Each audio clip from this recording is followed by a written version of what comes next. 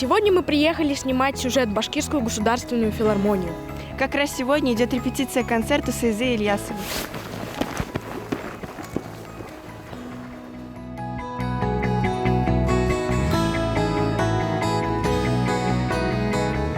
Ребята, только послушайте, какой у нее прекрасный тембр голоса. Концерт будет завтра.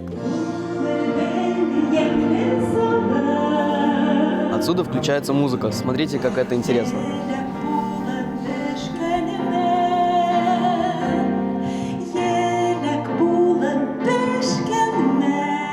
А вот как выглядит зал в отсутствии зрителей.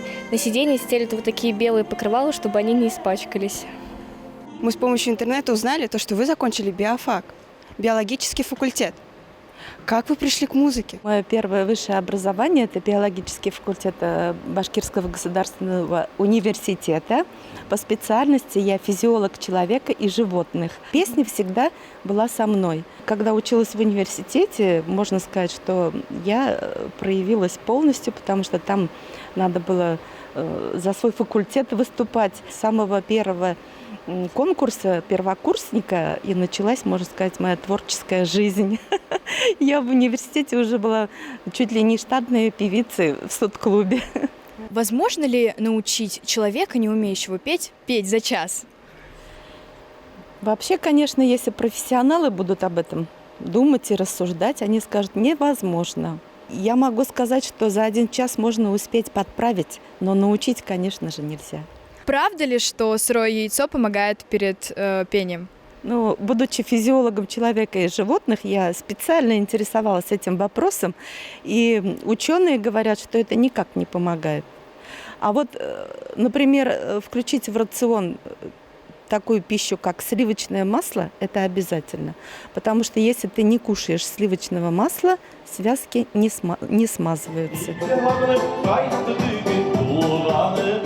Песни были настолько зажигательными, что мы начали танцевать.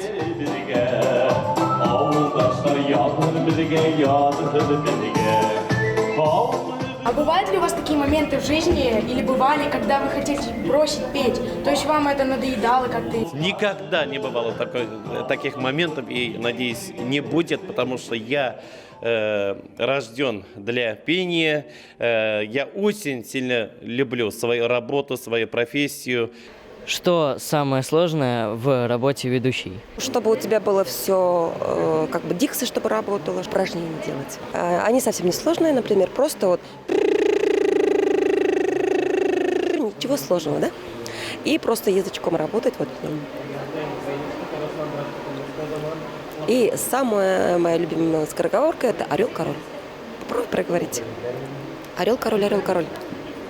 Орел-король, орел-король, орел-король. Трудно, да? Да. Я хотела задать главный вопрос, который меня больше всего интересует. Могли бы вы провести мне свадьбу через лет 20? Через лет 20, так, мне сейчас... Ну, через лет 20 надо будет этот вопрос задать тебе. Согласен ли ты? Потому что у тебя приоритеты могут быть измениться. Но я на всякий случай запишу себе в календарик.